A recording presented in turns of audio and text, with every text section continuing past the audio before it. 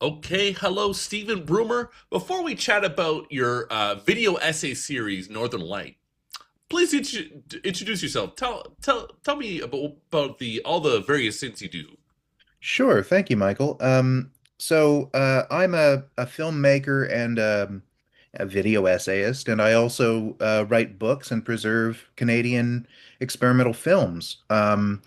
So I've been doing various versions of all these different things kind of in tandem for the past 20 years, 20 odd years. And the main hats that I wear right now at this point in my life are making video essays primarily under a series I call Art and Trash, which has produced about I think 46 episodes in the last 4 years, and publishing home videos of Canadian experimental films under the trade name Black Zero, which is also the company that I restore films through. Yeah, that's most of what I do is I find odd movies, cult oddities, and underground movies and experimental movies, and I try to build new audiences for them, and try to connect them with these wonderful audiences of cinephiles that we have right now emerging, who are just so excited to see things that haven't been made available to them before. And that's a big part of what guides me, not just in the series Art and Trash, but in series I also do a series called Detours about film noir, and it tends to look at kind of sun-dry film noirs, and Northern Light, the series on Canadian cinema that looks at I mean, all Canadian cinema is pretty obscure, but genuinely obscure objects of Canadian cinema, things that people haven't seen, haven't had opportunities to see for a very long time. I love it. I'm all for it. And do you not teach as well? Oh, I do also. Yeah, I teach. I teach at. Thanks for reminding me. I teach at University of Toronto. I teach courses in film studies and uh, courses in video essaying. The next time I'll be teaching there will be a course in experimental film history writ large in an international context sometime next year. So, yeah, it's been a big part of my life. Yeah, Very nice. I'm all for film studies. I'm here at Carleton University right now and wonderful. doing my master's in film studies. Lots of fun. Oh, I And love Carleton. yeah, I see Great school. you've come to the CFI to talk before too, right? I have, yeah, and Yeah. I did a book with the CFI a few years ago. Ooh. The CFI did a book on my films in 2015 called The Transformable Moment, and then a couple of years ago, I co-edited a collection of essays about the wonderful Acadian filmmaker Louise Bourque. Co-edited that with another film studies weirdo like me, Clint Enns. So yeah, the CFI is wonderful, and Ottawa is one of my favorite towns. Yeah. Oh, I love it. That's beautiful. Good to know. So, what are you trying to broadly accomplish with the Northern Lights series? Well, in part, it's what I said about trying to introduce new audiences to films, but that's only kind of the surface level, and probably the most immediate way that people will be able to connect with it. Ultimately, what I want is to reinvigorate Canadian film studies by looking at objects beyond going down the road and scanners, and shivers. And the idea is that there are all these films that have come to define Canadian cinema. It's very easy to write a half century of Canadian cinema by major works, and they're there. They're easy to find, and they've done a lot to define how we perceive Canada and a Canadian cinema. But there's also all of these wonderful, strange, and often very ambitious minor films that may have been well known in their day, or at least regarded well critically, or maybe they were dismissed, and are deserving of a kind of a revisitation. Um, of the films that I'm covering in this series, the majority of them have never had an essay written about them, and the majority of them have never received, a home video release. And so the purpose of Northern Light, in my view, is um, to engage in a kind of active cultural recovery where we're looking at, what the dominant culture, which was a heavily federally financed culture, decided to throw away, or to disregard. And I'm not just a contrarian and a reactionary. I think that that critics and especially the historians and theorists who drove Canadian film studies for many decades um, have the right to be discerning about what they consider to be, a kind of canon and what they consider to be the most valuable works. That's what a critic does, is they select things and prioritize things. Um, my heart has always been more closely located with neglected works. But I'm not foolish about this. I also recognize that there's lots of work that's been neglected for a good reason. There's not much to say about it. So my feeling is that an audience that tunes into Northern Light, I hope that they feel within the first couple of minutes of an episode that they're at least in the hands of someone who's given a lot of thought to why these objects are deserving of consideration, of a defense. And it won't always be totally positive. My intention is to make episodes that are highly critical of some of the objects that I'm finding. But the idea is that the object, it's not a matter of is it good, is it bad, is it neglected, does it deserve more attention? It's like, how interesting is it? What is there to say about it? What kind of discussions can we have because of what this object brings into the world, right? I love it. I love it. And from like an archival point of view, kind of what you're saying kind of reminds me of one time Mike Vraney from Something Weird Video was asked, like, do you think like Blood Feast or whatever is like equal to Bambi? Is that what you're kind of saying here? He's like, no, not at all. But you should be able to have both of them on your shelf at least. Yeah, and I think the best thing about those kinds of experiences is being able to accept objects like on their own terms. Sometimes those terms are going to be like objectionable and repugnant to us, no matter where we're stationed on a line of like taste, uh, you know. But it's important for us to be able to articulate, you know, what an object gives us without projecting too much into it or trying to measure it against other things. When I do the work I do at Black Zero, which I've put out 11 discs in the past 3 years, and every film that I put out, I believe in, and I'm fascinated by the artists and their modes, their processes, and so on. Um, and I have particular releases that are like favorites of mine for sentimental reasons. But I'm not saying that every work is created equal by saying this because that would be boring.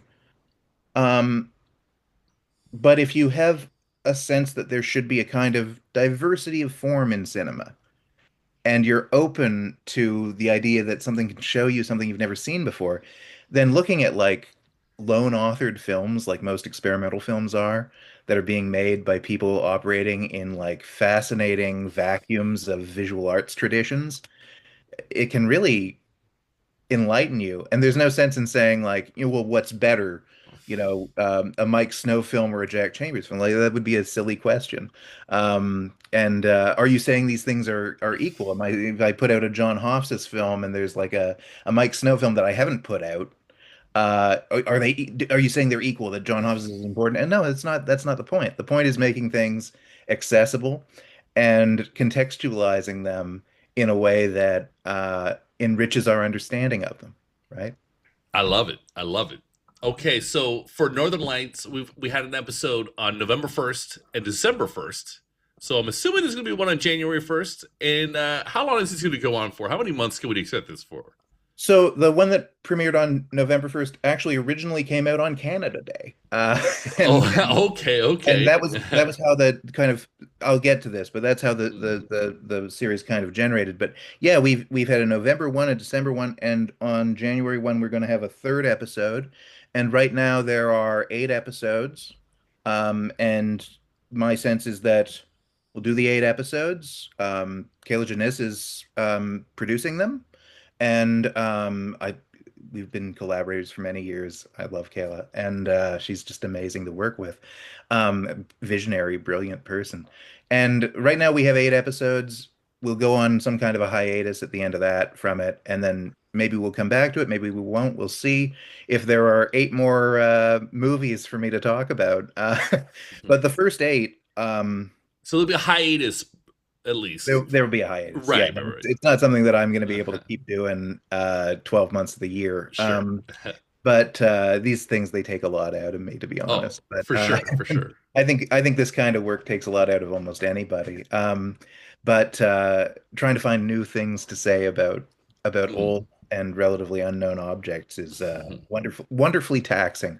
Um, but yeah, it's I don't want to give away too much of what's coming down the pipeline, but I've tried very hard for this first series to do a regional balance and to do a kind of a balance of eras because too often in Canadian cinema we just talk about Ontario films or Quebec films or Vancouver films. And what we have coming, well, so far we've had an Ontario film and a Newfoundland film. And what we have coming is a Winnipeg film, a Calgary film, a Vancouver film, um, and and more. I'm blanking a little bit right now, but yeah, and like the idea was regional representation because that's one thing that's been really neglected, like in an unfortunate way. Um, and then also I didn't want it to just become a series about the 1970s, although the 1970s is where like the majority of the objects are going to be anchored. That's why the most recent episode, which you've seen, is of a film from the 1930s. And yeah, that's sort of the plan right now. 8 episodes, and yeah, you can expect them on the first of every month. I love it. I love it. I love the consistency too. And Yeah. we've touched on this in this interview, but I would love for you to expand on this notion. What is your message to Canadians who avoid Canadian films? Oh, I mean, I don't know that you can convert anyone who's so determined to avoid Canadian films. What I will say is, I understand why people might have dim opinions of Canadian films. I remember when I was an undergraduate studying at York University, I mean, I had a certain degree of respect for some Canadian films, but I also had this sort of thing that I would think that like it's like the light shines on this country in a particularly shitty way because of how so many bad Canadian narrative films of a certain era what they look like. And that's I'm not trying to slur an entire generation of Canadian cinematographers, but it is an issue in some of these films, and it's also not just an issue with the films. Sometimes it's an issue with how they reach us through like bad second generation VHS masters and things like that. They've just not looked very good.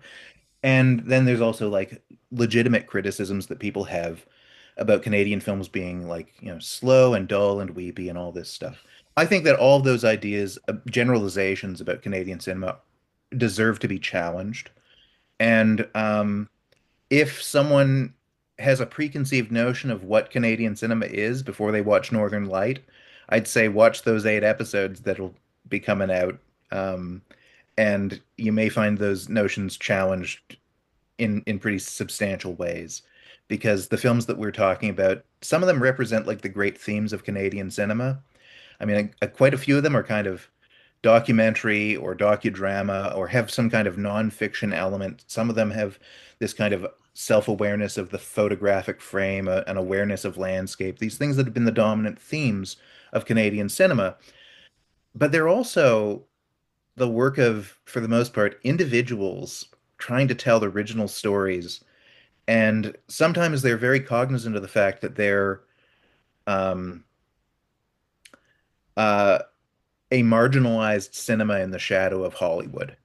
And sometimes they are not, wonderfully not aware of that. And they are just like these energetic, free-flowing independent films. And I feel like I don't want to get involved in generalizing too much either.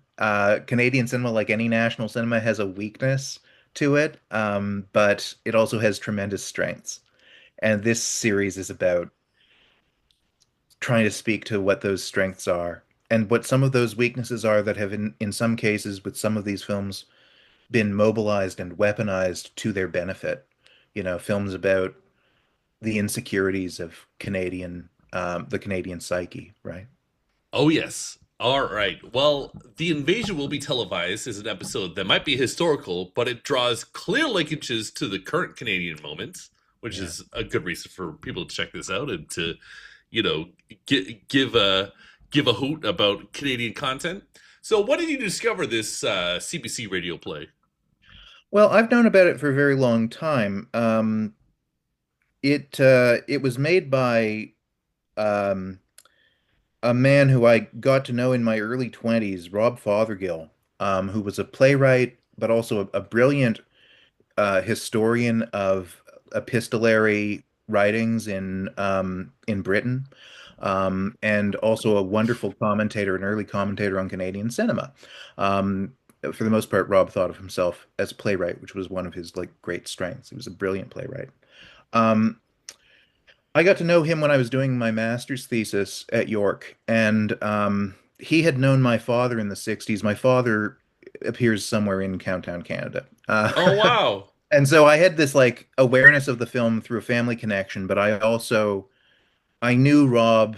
I got to know him very quickly. I got to know him very well. He was a tremendously wonderful, generous guy. And eventually I got a chance to see the film and to present it with him at a series that I do at in his college at U of T at University of Toronto called Ad Hoc. I brought him there. We talked about it and we showed it. Um, and so it's a film that had been in my consciousness for a very long time, having heard about it before I saw it from my father, having finally seen it in my early 20s, and then um, having made a decision to make it more widely available because I've also published it on the Black Zero Vimeo and so on page. Make it more widely available after we lost Rob during the pandemic.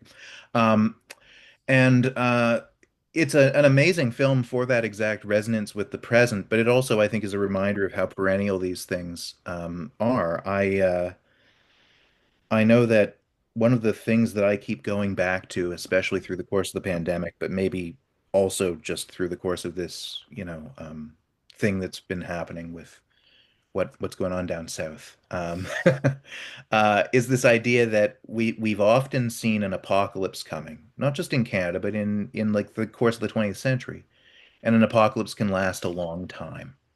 And when it comes to these questions of sovereignty, I find it kind of reassuring that this is a film. It's a film just to fill people in, and I hope they'll go and watch the episode. It's a film that imagines what, in a War of the Worlds broadcast kind of way, what it would be like if Canada was quietly surrendered to the United States as a kind of 51st state.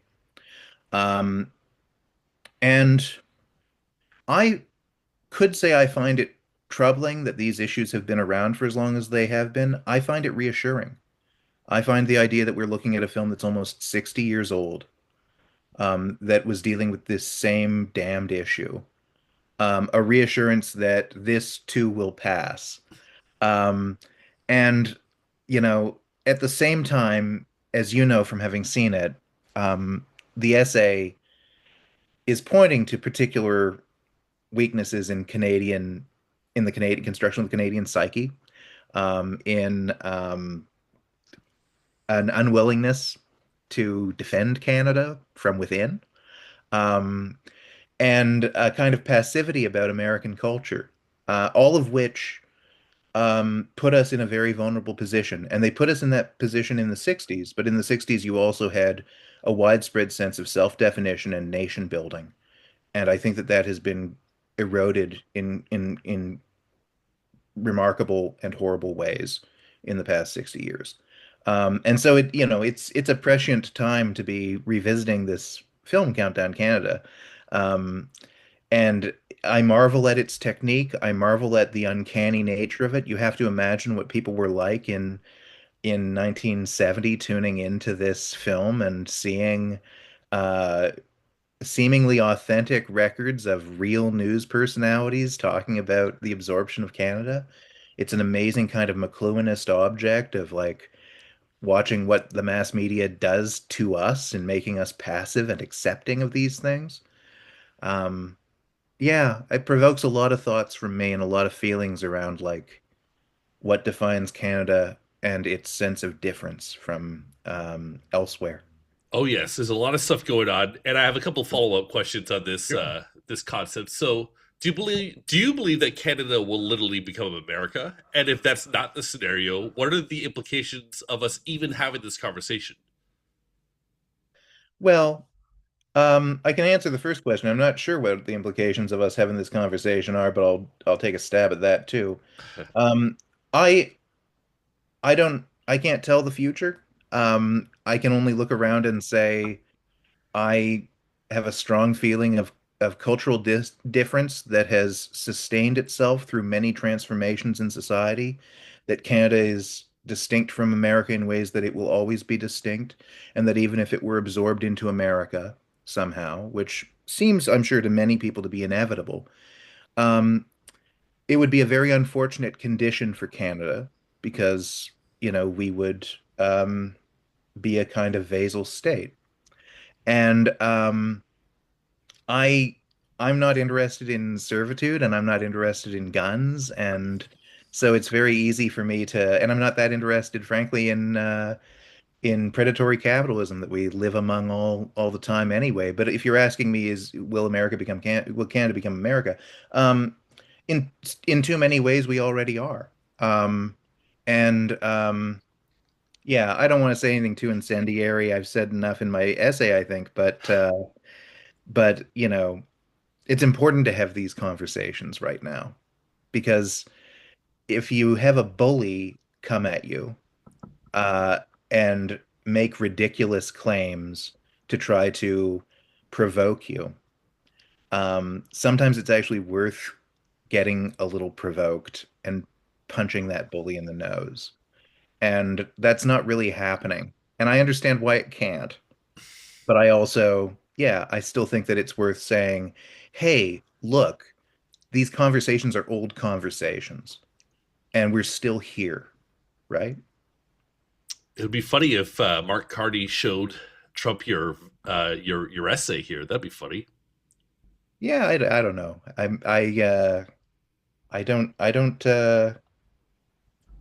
I don't imagine that such a thing would fall on hearing ears. Probably not. Okay, my other follow up question is: do you think Canada is too often a constructed image of something in relation to the U.S.? Oh, I mean, yeah. I think that our sense of culture is very eroded in terms of not having much of a sense of pride in anything that's created here. The idea that people are creating all kinds of things in all kinds of mediums, not just in the plastic arts, but as in all across the arts, the sense of culture has been sorely hit by not being able to really develop a kind of public audience. And I'm sorry, the self-image of a nation is going to begin with its artists and its creators. And so it's very easy for American culture to do what it does best and what it's done all over the world. And I'm not saying this with hostility. I admire this to some degree. To worm its way into a society parasitically, and then develop and impose all the systems by which that society sees itself. This is a form of colonial address that America has posed all over the world with massive success in areas of culture. I mean, I'm not going to fault the country that gave us Albert Eiler, but I'm also not going to praise the country that was built on slavery. And Yeah, in terms of the specific Canadian context, I think that it was like a kind of a common enough schoolyard understanding of Canada. If you're a kid, you grew up in Canada, at some point you'd go out on the playground and talk to other kids, and you'd form this understanding. Oh yeah, well, I guess we've got American TV and we've got American news and American law, sure, American food. I guess we're just Americans, and I think that it's worth challenging that presumption because to me, Canada isn't just a landmass. It's a country that's founded on all kinds of principles that are distinct from America. Um, our sense of law and justice is imperfect, like any system, but it is also very different. And that's not even saying again, is I'm not saying it's better, but it's different, and it's part of what defines us is how we've how this nation has been has been developed around us, and what we now are living with and occupying within it. And I think that that skeleton is still in place, even if 90% of the population is very content to say, oh, yeah, I guess we're just American. Uh, All sorry if right. that's too apocalyptic for you. No, I like it. I like getting black pilled, and there's lots to chew on. I do want to move on though to the second one, and then I've got one more follow up question to that, and then we'll Sure. say goodbye. So, please tell people what drew you to the documentary The Viking, which is the subject of the second visual essay called The Tragedy of the Viking. I'm sorry, could you repeat the question? Sure, of course. Please just tell people what drew you to The Viking, What drew which me is the to it? subject for The Tragedy of the Viking, the second Oh yeah, no, visual essay. Yeah. I'm very happy to talk about that. Yeah. Oh, yeah. So I first became aware of the Viking when I was doing my graduate work at York in the um, m mid to late aughts. I again, it's one of these situations like my befriending Rob Fothergill. I befriended Peter Morris, who had taught me as an undergrad, and who was the first, like the founding director of the Canadian Film Institute, and who wrote this incredible book about early Canadian cinema called Embattled Shadows. Um, a really comprehensive history of an era of Canadian cinema that almost no one really knows about. Um, and most of the films are not easily navigable, available, accessible.